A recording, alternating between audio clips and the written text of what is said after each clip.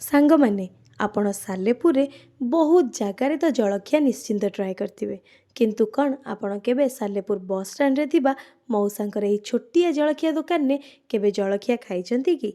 ଯଦି ଖାଇନାହାନ୍ତି ତେବେ ଆଜି ନିଶ୍ଚିନ୍ତ ଯାଇ ସେଠି ଟ୍ରାଏ କରନ୍ତୁ।